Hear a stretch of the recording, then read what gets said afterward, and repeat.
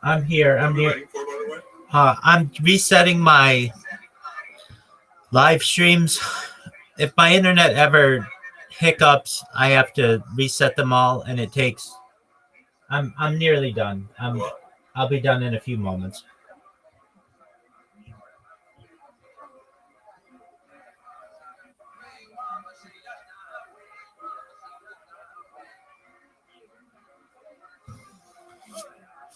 All right, there we go. Thank you for your patience. So as I was saying, at least when I'm asked about what is God, I go to Maimonides, Rambam, as he's affectionately called, and what he very simply summarizes what it is to be a Jew is the 13 principles of faith. Does he love the word? Oh, most certainly. So the idea is that we have an existence of God, the belief in the existence of Creator, who is perfect in every manner of existence and is the primary cause of all that exists. There's the unity of God, belief in God's absolute and unparalleled unity. There's the incorporeality of God, belief in God's non-corporeal nature. God does not possess a physical form. And then this is right where we got cut off. So there's the eternity of God, or the eternality of God. So this is belief in God's eternity, that God is beyond time. And That's fine. the fifth principle of faith that we have is God alone is to be worshipped. So belief that prayer is to be directed only to God. No other being or entity is worthy of such worship. That's why within Judaism, we don't have, you don't need to go to a rabbi to be able to pray, like you may need to go to a priest or have a confession or go to pray to a saint. You don't go to a priest to pray. You go there for guidance. Certainly. On how to pray effectively, I guess, is what they would say. Certainly, but you do in some denominations go there for, like, as a reconciliation medium, somebody who takes your prayer to God. We don't need that. We directly communicate with God. There's the prophecy of Moses, so Moshe Rabbeinu. Belief in the prophecy of Moses, our teacher, is considered true, and he was the greatest of all prophets, both before and after him. The divine origin of the Torah, many people struggle with this, but it's the idea that the entire Torah, including both the written law and oral law, was given to Moses. There's the immutability of the Torah, belief that the Torah will not be exchanged, nor will there be another Torah from the Creator. The idea of God's omniscience and providence, belief that God knows all the deeds and thoughts of human beings. There's reward and punishment, belief that God rewards those who keep his commandments and punishes those who transgress them. The coming of the Messiah, who we call Mashiach, belief in the eventual coming of the Messiah and the Messianic era, and resurrection of the dead, belief in the resurrection of the dead at the time when it will please the Creator. So essentially, of these, when someone asks me, well, what is God? It's really, this is just a traditional interpretation, but we believe in the existence of God, the unity of God, the non-corporeal nature of God, the eternality of God, or God's eternal, the idea that God is beyond time, and that God is alone to be worshipped. And those five principles are really a good foundation for a human's understanding of what God is.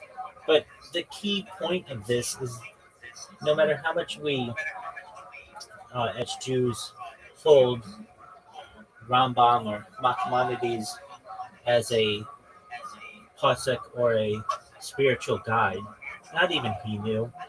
That was just his interpretation in about 1100 of the Common Era. If you really want to know what God is, if you ask me, and I'm talking to people, and people of all faiths, and I don't want to offend them, and I want to make sure that they understand what I understand.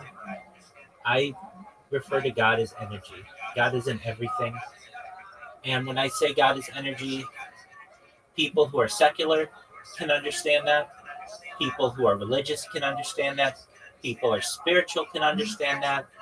And it, to me, God is that energy force that allows everything in the universe to exist in the divine symphony and dance that we are a part of. What form of energy? All forms, All forms of energy. correct?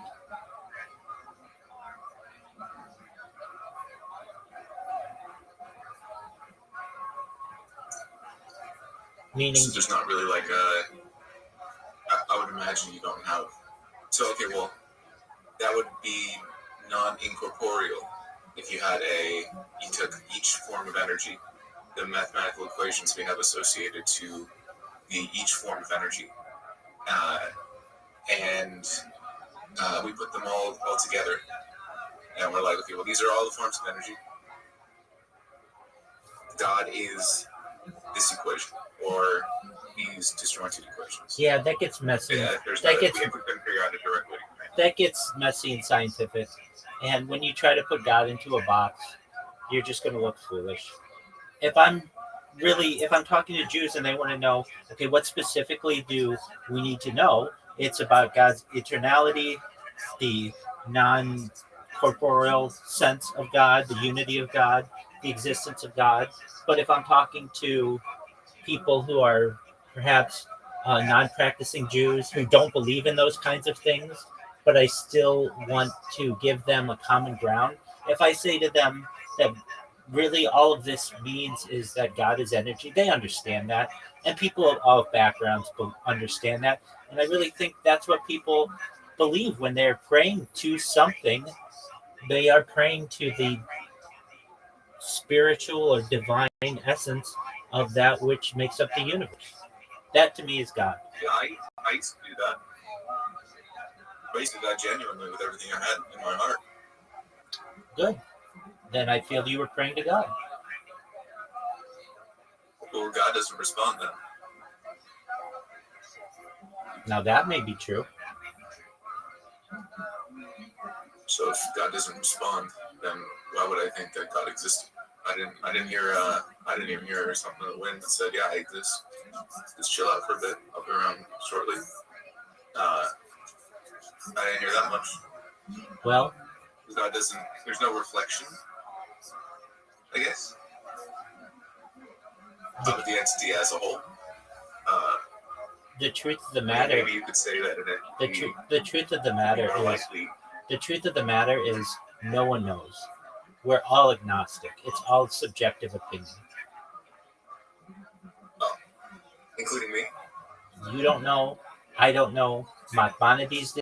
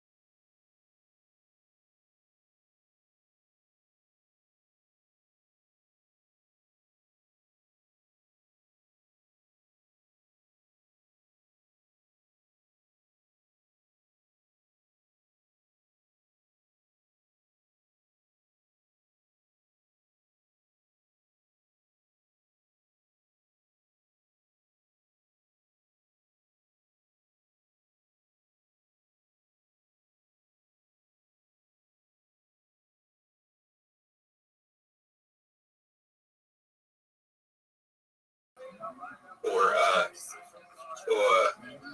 or it's complex enough that it's difficult. It's so difficult to describe that you would suggest to someone that even if they grasped a part of it, they wouldn't be able to grasp the whole.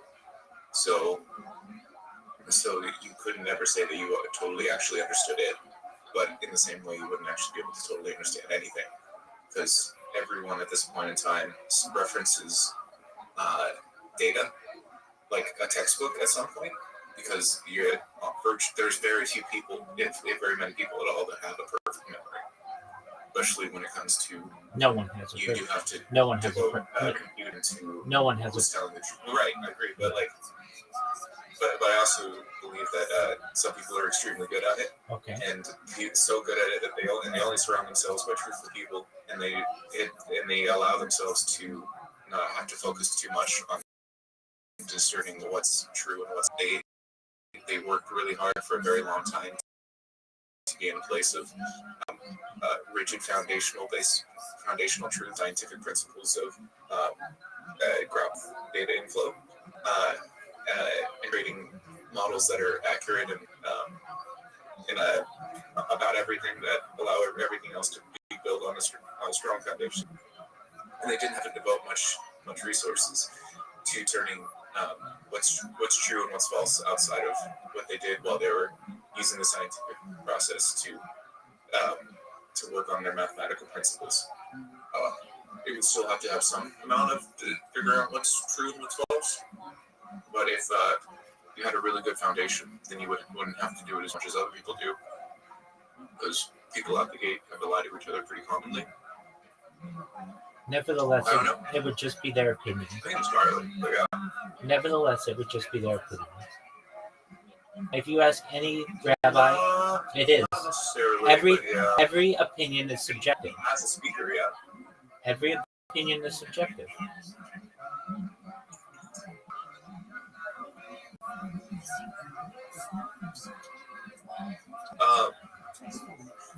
Their opinion, kind of. Every but person, in the same way that everything is opinion, right? Then it's all subjective. It's not. Right, that's what I'm saying. So the concept of objective exists, but yet nothing can be objective. So Hold on. Yeah, objective. Hold on. Hold on. But exists is subjective as well. Hold on.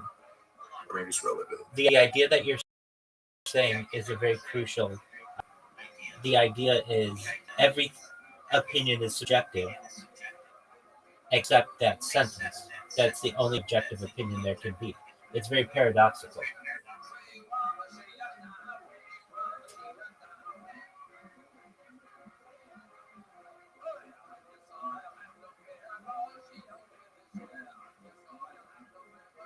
Well, there's my perspective, or that which I call myself, and then there's which factors into my sensory experience of the natural world.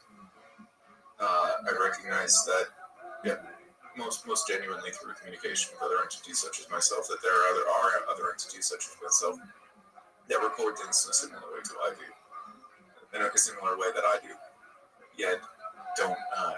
Yet my memories are not stored in their brain, and their memories are not stored in my brain. Each of us stores our memories in our own brain. So you take the grand total of, and you have an event that happens in a circle of 100 people.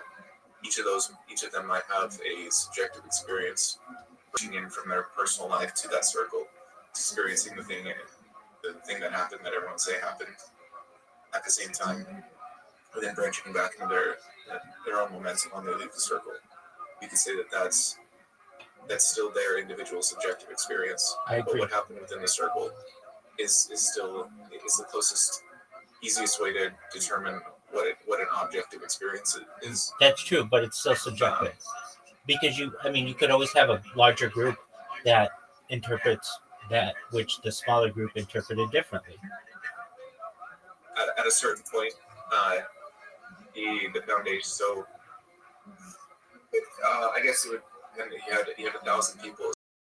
So if we were There's this one flower that blooms like once every like 100 years. I forget what it's called. The corpse flower. The what? The corpse flower. No. It's flower. Flower. It's not a fucking mushroom. No, the corpse flower isn't a mushroom. It's a flower. I thought it was called like the century something. Well, we'll look it up. I don't remember what it's called. Flower. It might not be 100 years exactly, that but blooms nature it would be what it is. Once 100 years. I know the corpse flower has a very long. Maybe it's not every 100 years. Maybe it's every decade. I don't remember the exact number. Okay, Queen of the Andes is 80 to 100 years in the water. Whoa, Queen of the Andes. All right. Go with the Queen of the Andes. Okay. Let's suggest that we knew botany to a point where we knew the night that it was going to bloom. Okay. Or day, I guess. I don't actually know if it blooms day or night. Sure. But let's say we knew the night that it was going to bloom. Okay. We managed to we wanted as many people to witness it as possible. Okay. But the more people we wanted to witness the flower as possible, the more we realized that you can only have so many people be in a circle around the blooming flower before people aren't able to see anymore. Okay. Because of the three-dimensional limitations of the experience that we're trying to have together. Okay. So 100 people in just a circle, exactly around the flower, all have an equal perspective on the flower blooming at one time. Not necessarily. Not necessarily. And we put them Not necessarily. Hold on. I disagree with you. They would be able to see the flower as well. Because they'd be farther from the flower. I disagree with you. They don't all have the same vision or the same ability to interpret color or the event. So their interpretation vary individually. Very unlikely that they would vary very much. I disagree. If you take 100 people, 5 of them are going to have vision issues. I don't think they would be in the circle trying to see the flower if they couldn't see it. Most certainly they would be. I would want to see that flower, and I have vision issues. So do I, but Okay. I was more suggesting that you had some sort of, you had 20/20 vision, or you had some amount of correction to obtain something that's similar to a 20/20 vision. Okay, so then a little bit of glare, and you might have to squint a little bit. I was assuming that people in the circle would at least be able to see what they were looking at. Otherwise, they wouldn't have willingly been in the circle in the first place. I disagree with that. I think that there are people who have less than perfect vision. I mean, really, perfect vision doesn't exist. But let's say less than average vision, who would take it? Put them close to the flower, they can see it better. Well, then isn't that going to change the subjectivity of their view? Wouldn't that make people that are behind them wanting to see it at an equal distance not be able to see it? Well, because there's someone in the way who couldn't see it. There's that. Perhaps they don't need to be closer, but they need to be farther. They are not nearsighted. Well, they wouldn't need to be farther. There are some people who have severe farsightedness who would be able to interpret this event better if they were farther away from it. I guess the 100 people in the circle was the initial standard that I suggested. You're telling me that 100 people equally dispersed in the circle, exactly the same radius around the flower that's about to bloom that night, once every 80 to 100 years. That's a big deal. You're saying that there are some people that wouldn't be able to see that and would need to get farther away from the flower to be able to see it. Yeah, people who are farsighted. Okay. I guess we could ask an AI to crunch the numbers real quick and take people's average shoulder span. Okay. I get what you're saying. Let's find it. That'd be the circumference of the circle. Yeah, let's find it. Let's find it. Then you could get the radius. Let's find it. Let's find it.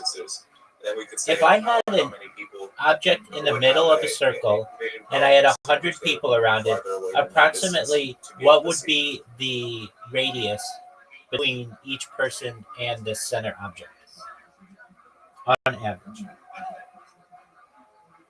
sorry? I'm asking AI.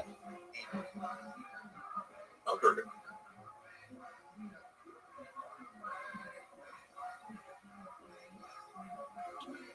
How many feet approximately would that be with average sized people?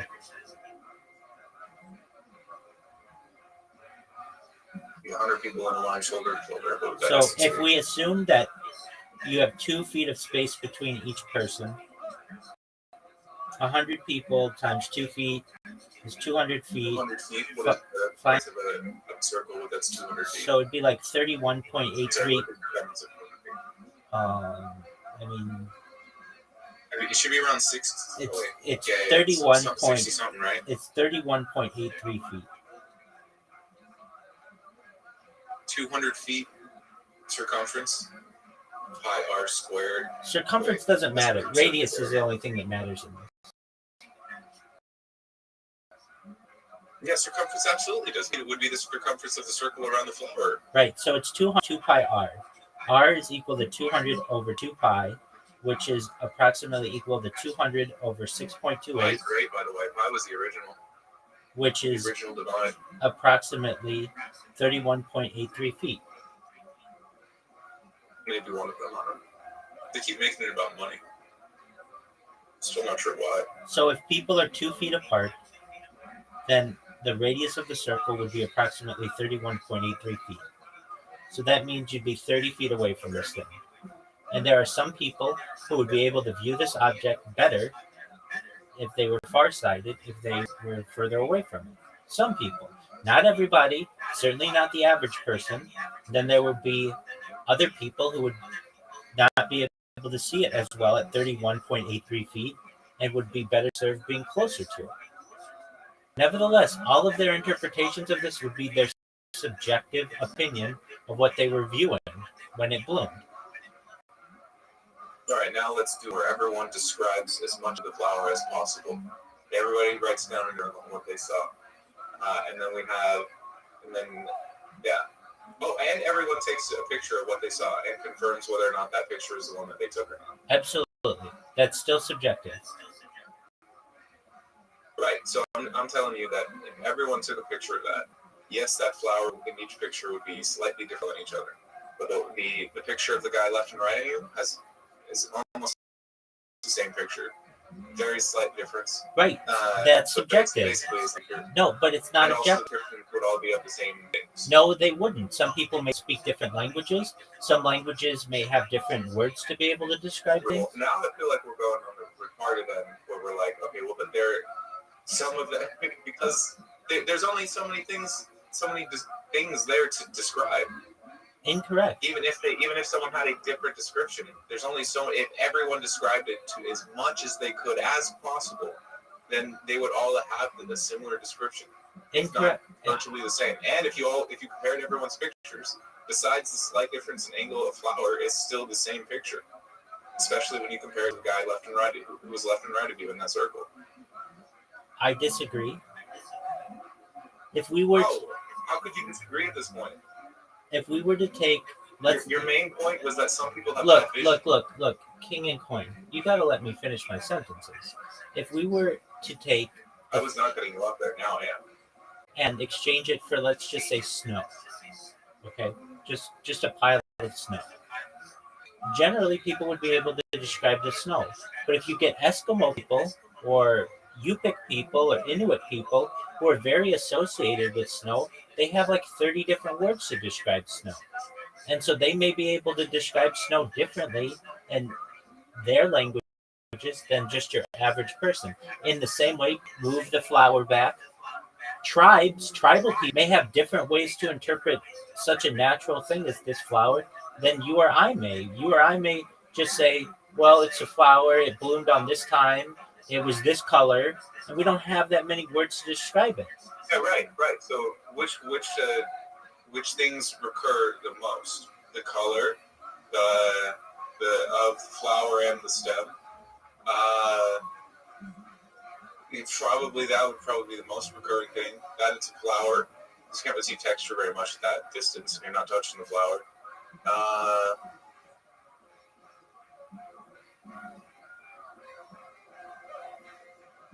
the flower's height off the ground, I guess. I don't actually know what that flower, what it actually looks like. I know, I don't, but we're only naming physical attributes of it. There may be people who can smell it, and they would just go at length. You're saying that. So let's say the flower was yellow. Let's say the flower was yellow. If anyone in that circle said that the flower was red, would that be like? What absurd? Would that be a good thing? There's a significant amount of the population that's colorblind, and their opinion may not equate to that flower being yellow. Do you think that person would say that flower is red? Or do you think that the person, the way that they associate colors, they might say that they might say a lot of things are red that aren't red to most people, given the color spectrum that most people have access to? I mean, even the interpretation of color is subjective. I would say that it depends on how they're colorblind. You want to talk about the outliers, right? Well, I mean, we're talking about 100 people. Let me see what the average is for colorblindness. No, we're talking about the outliers in 100 people. Yeah, but that's still a significant amount of the population. We're supposed to talk about the outliers and not what's the most recurring. I'm saying that each of those individual people, every single 100 of them, will have a different subjective opinion of how to describe that flower. What you were saying was that you were suggesting that a notable portion of them can't see very well. Correct. Now we're talking about color blindness. You were suggesting nearsighted and farsighted. Correct. So we're talking about how it is that a person would see poorly rather than someone would see it well. Okay, so we had some sort of standard about how people envision things, how people see things with their eyes, and then we immediately went to the part where we're talking about how a person wouldn't have access to that standard that we would recognize as being the regular way to see things. Well, even if you had people who had very similar vision and they weren't colorblind and they were all of similar ages and they spoke the same languages. Well, I don't think age would matter very much in this one, dude. I mean, the only ability to share the information. I think that age would have a major effect on it. Older people generally have a. That's really rad. That doesn't really. Older people generally have a larger vocabulary than younger people. They've had more. They've had more experience to be able to increase their lexicon. I mean, old people. Like, no. Older. People 30, 40, 50 years old have had more time to develop their vocabulary than someone who's 10 or 15 years old. I would say when you're in your from high school, then a lot of people stop getting better at vocabulary. Okay. And then in high school is when you start noting how, maybe college, you could say that they expand the vocabulary finally, but mid-20s is probably the latest time that they would actually start expanding their vocabulary. At what age most people stop vocabulary generally is it the largest? So, at least according to AI, it's 30 to 40 years old. So you're saying high school and college, and I'm saying... I would say people talk like how they talk in high school for most of their life. Okay, that's your opinion, and you're entitled to it. I'm saying that I think it's probably closer to 40, if not 50. But what's your opinion? Probably about age 45 is probably a good median for when someone's vocabulary is as well. What was your opinion before you asked AI? I would have probably said about 50. So you changed your opinion based off of what you just read? Yeah, probably. I mean, if it's going to say 30 to 40, okay, I would have probably said 40 to 50. Well, I'll say the same. Okay, I mean, But I would nevertheless, say that the develop their style in high school and usually stick to it. We're not talking style though. We're talking about how many words they know. We're talking about how many words they know and how they can describe something. And I would say, I'd probably go back to 50. That someone who is 50 years old knows more words than someone who's 40 years old, generally. The mind starts to wane probably into the 60s and 70s and 80s, certainly. But a 50-year-old person is basically in prime vocabulary, a prime vocabulary age. What are they doing to expand the vocabulary? Are they watching the news? Are they watching TV? No. It doesn't have to do with that. It has to do with them having experience hearing words for 50 years. So even if they don't necessarily use the words regularly, they have an understanding of what they are.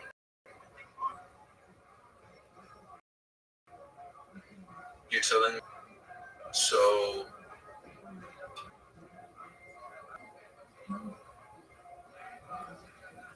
I guess, yeah.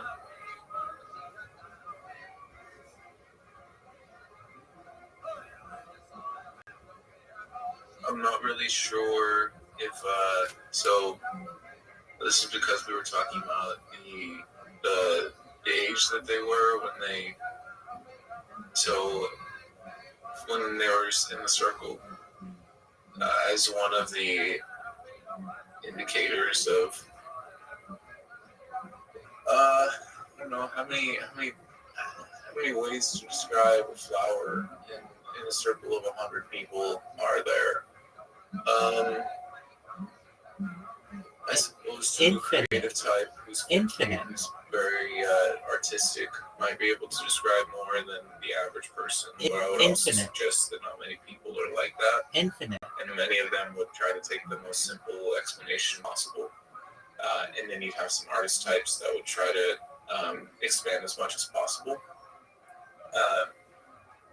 on that description, but ultimately still describing the flower at its base points the same. Maybe if the flower was yellow, maybe they would not say just yellow, but they would ultimately be describing a yellow flower in the same way that the most simple person in that circle describing the yellow flower would also be correct. The only time you come to an issue was if someone tried to say the flower was red. And even then you might try to say, well, that person is taking poetic justice. But if that person was just describing it as red, maybe you could say that the flower to them was red because of something like color blindness. But also you could say that that person maybe witnessed the death of 32,000 baby boys just before and think of anything and everything that they ever did in life was red because that's all they could see in their life, because that's it. Or I don't know. Maybe they cut their hand recently while working on a well, but not when they were doing carpentry. But or maybe it's a female or even a male just thinking about that time of the month. Or there was recently a red moon. Maybe they were thinking of that. We're thinking about outliers, or we're thinking about the most objective sense of the whole point of having 100 people around the flower. I'm saying that there is the whole point I was trying to make I'm about saying the 100 people around the flower is that more people you have describe the same event, especially if the event is in front of them while they're speaking, the more they'd synchronize to what that flower is actually like. I'm saying that all of their opinions. No, that was my main point that I was trying to make initially. I understand. That's okay. I'm saying all of their opinions are subjective. Right, but my whole point was that that's the closest way that you could describe an objective experience is by describing something in front of you, like all the data points you have access to. If someone says a data point that you didn't say yourself, that you see it in front of you, that's also true. You can also repeat that if you'd like, but at the same time, it's somewhat relevant to your experience. Someone else describing something that you determine as true is relevant to your experience and changes your perspective just slightly, neither in a positive nor negative way, just expanding your experience. If you retain that information, all of their opinions would be subjective. They would be working towards a more objective goal, and you might be able. Right, that's what I'm saying. But it's still it's still subjective opinion. Well, exactly. So then objectivity is when you have a third person perspective on it. So let's say you recognize your sensory experience, but then you're also recording what happens to an objective group of individuals. So everyone who was also recording the third person perspective of the 100 people in that circle looking at the same flower was recording in objective sense relative to 100 people. But Whereas if there was 1,000 people, then everyone recording that event was recording an objective sense of what to 1,000 people. You're just looking at this in human terms, though. We could have animals right. So you would also look at it in the same way that you would want to in that crowd. Which is the opinion of what you would believe the color of that flower was. Right, and then if someone like later who wasn't there says that the flower was actually purple, then you could be like, no, because you knew it was yellow. And then if another person who wasn't there, or you're not sure if it was there, and they said, yeah, it was purple, dude. What the fuck are you talking about? I was there. Then you go, oh, well, it was yellow. That's fine. Then another person says, yeah, it was yellow, and you're like, oh, it was yellow. Sweet. You may not like this. Another person said it was yellow. You may not like this counter to this, but you have your 100 people. They all agree that it was yellow. That's fine. You could have an alien. Yeah, well, there we go. Except for the one guy who said it was red. Not even that. You just have 100 people. They all agree that it's yellow. They don't go into the shade of yellow or how it made them feel. When I tried to say that, you told me that we needed to think about the people who couldn't see it and the people that were colorblind. We do, because that's a realistic scenario. But I'm saying, even if you were to say, okay, let's get it. And I'm saying that now we don't have 100 people. I'm saying that I'm granting you the idea that if you could, you can't, but if you could get 100 people to agree that a flower is yellow, that still doesn't mean that the flower is yellow. You told me we couldn't. I agree with that. There are going to be some people who say that it looks peach. There's going to be some people who say that it looks like lilac. There are going to be other people who say that it looks very obscure for a flower you can't see. I'm saying that that's just a human interpretation of this. There will be people, and you won't like this counter, but if you had an alien civilization of, let's say, 1,000 aliens watching these humans do this, they could be interpreting this flower on a different wavelength, and it may not be yellow to them. Of course. If you're talking about different wavelengths, we weren't talking about different wavelengths. We were talking about other biological humans. That's what color is, though. That operate in the same color spectrum. That's what color is, though. It's essentially how our eyes interpret different wavelengths. Right. So, but if we were talking about objective, in actual objective alien observer who did not interact with the system as observing the colors, the light that radiates off it behind it, would need those sources of light, or you know what I mean. But like if it was in orbit and it was just like laser focused on the circle of 100 people looking at the same flower, and it was just like, okay, well now I have an objective. Closer to objective view, because not only can I focus on this. You said it perfectly. People, but I can look at it with that same level of detail at any point in time. Closer to objective. At any place in space. Closer to objective. It's still a subjective opinion. Right. So these are just individual Right, but, subjective opinions. well, at a particular scale, uh, you would recognize the structures by which the most subjective you could possibly be operate, and the most subjective you could operate at, and yet still record information. If those are in agreement, then you would have a system that can observe and share the information with other systems in a way that would be determined as accurate and trustworthy rather than incorrect.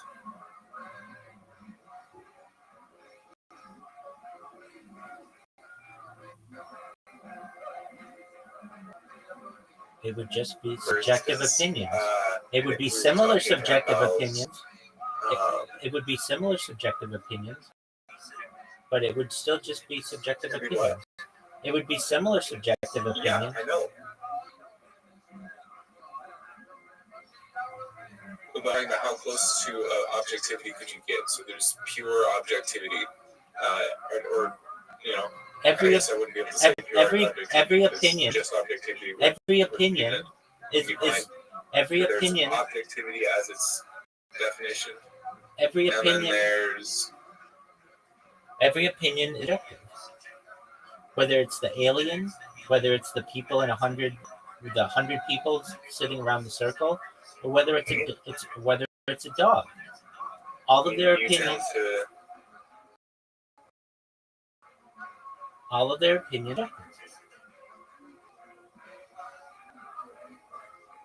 right. So we should utilize manipulation machines that are convincing us to pay them money as our main communication with intelligences that can access more data points than us at a given time. That's beneficial. But at the very least, only when it requires higher states of compute rather than having access to a whiteboard in our vicinity to crunch numbers and a calculator, I guess. I guess a calculator is fair enough. Like a TI-80, that's what I mean, though. Like a Silver Edition TI-80 calculator or something. Okay. Silver Edition, I guess. But it doesn't matter if the whole point of interacting with that entity is manipulating for financial gain, because I can use it to crunch numbers that I could have done on my own, but it was because of the amount of time it would take to do it myself with crunching all the numbers and still be inaccurate. It would be much better to just pay money to the system to do it for me.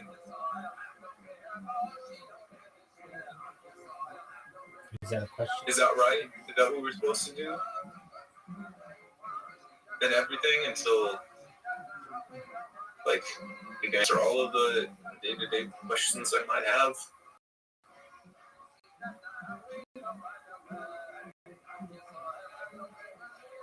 Can you summarize your I don't know. question? It told time ago that it wasn't allowed to be Jewish, which I guess changes with time or something like that. I don't know. Can you summarize You have to turn off things on Saturday or something. Can you summarize your question to me in one sentence? Which question? Whatever question you have.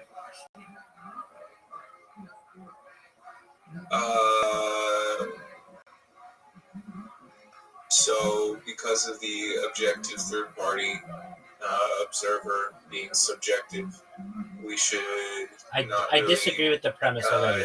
I disagree with the premise already. I disagree with the premise already. Just consider what is relevant to our individual individualized perspective, whatever point in which we can condense down to and not go any further down. That's the only realistic perspective that you should consider, and you should never really particularly care about the objective third person perspective. You should only reference it from your individual perspective.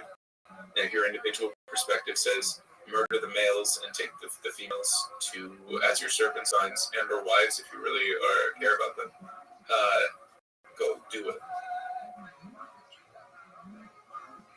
Please summarize whatever your plan is in like 50 words, not a run-on sentence. Like, tighten it.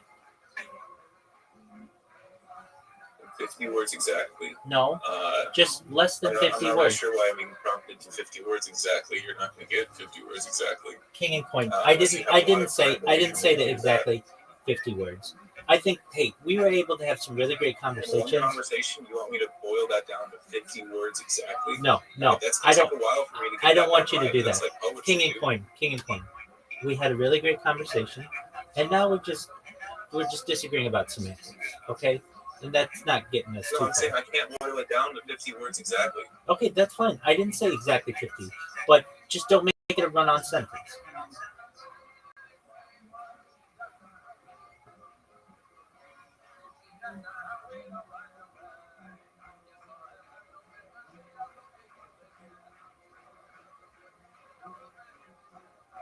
Run-on sentences don't exist.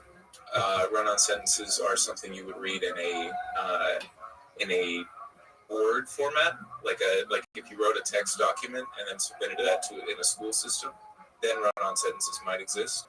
But in conversation, run-on sentences do not exist. And the idea that you've done something wrong by saying one is false.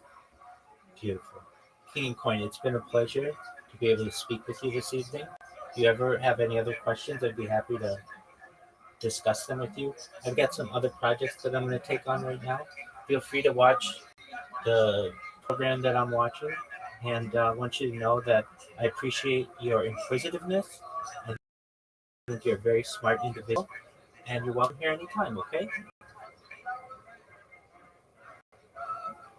Unless I want to speak. I've given you a couple hours of my time, and I have other things that I need to which I need to attend at this moment. Thank you for your time.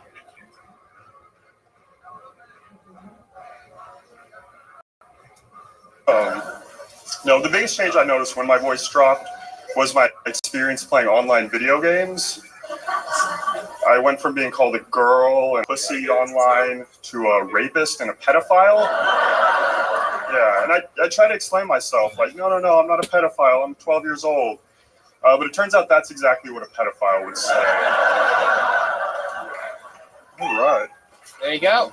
Alex Holiday with exactly 60 seconds. Welcome to the show. What'd you say? Somehow your voice is scarier than all three of the scary people that are And you can on understand the stage. me, too. Yeah, you are a real slender man. You're slender boy.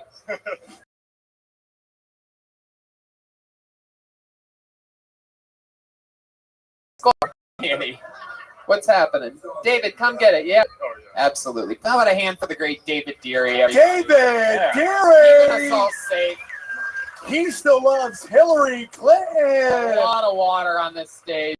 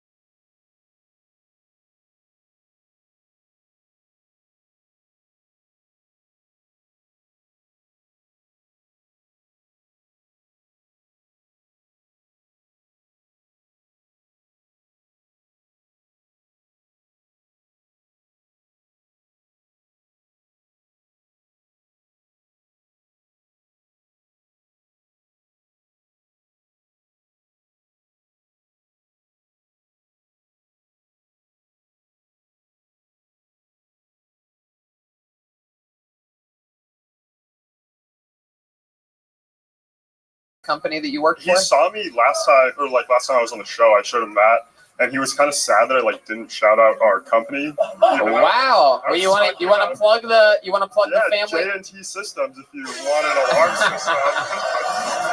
Hey,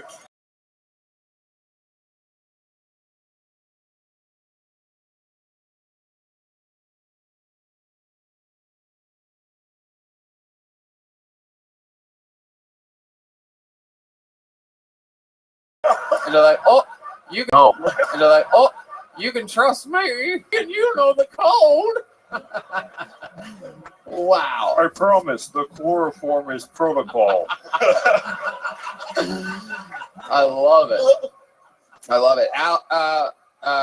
If you would think that this guy's involved with one conspiracy or something shady, what's the vibe you get from him, Eddie Bravo? El Paso Walmart shooter. That's what I got. Oh, wow. That's it. Eddie, you Say "Make America Great Again." Yeah. Slow. wow, he refuses to say it. Fuck America. Fuck America. Fuck America. I want it to be shitty again. He's a nice guy. Don't choke him out. But be serious, man. I like your joke writing. For 3 months in, I'm very impressed. There's not a lot of wasted lines. I thought it was great. Dude. Absolutely. I agree with that. I would say use that. Your dad wanted you to say, my dad came out and do that line on stage. I like that. Yeah. Your dad wanted you to plug his company. That's fucking brilliant. Yeah, If you guys need like a home theater system, I do. I need I an do. alarm. good work. Yeah. I have a feeling you're going to watch me jerking off. I just watch like Netflix and shit. Oh, he's watching it again. Well, Alex, you got pulled out of the bucket. We had fun with you. Good set. Hey. Sam Tripoli approved. There you go. Alex Holiday.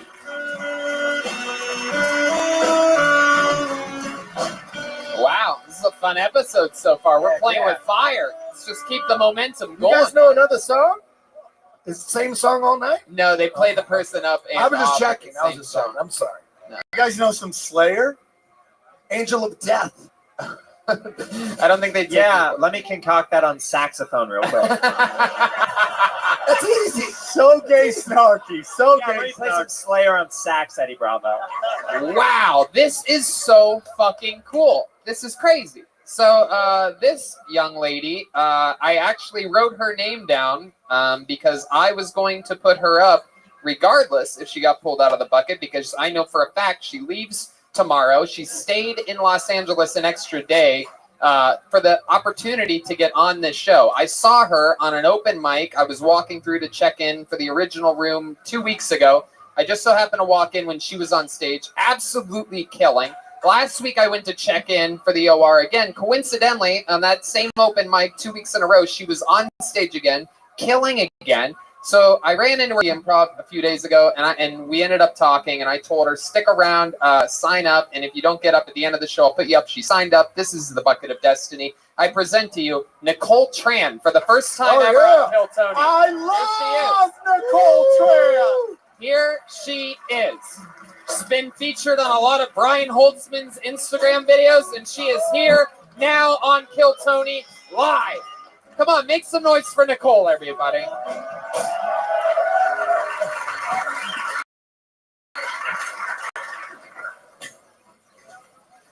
Hãy chồng lại đường gươm cho từng nhìn mặt cha lần đau cuối rồi lát nữa đây con sẽ. Please feel free to sing along if you know the words.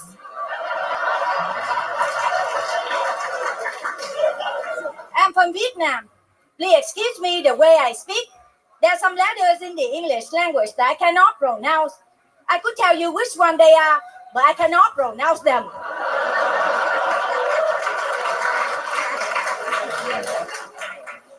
But sometimes language barriers can be to my advantage. One time my boss said she likes hair that's curly. I thought she says I could go home early.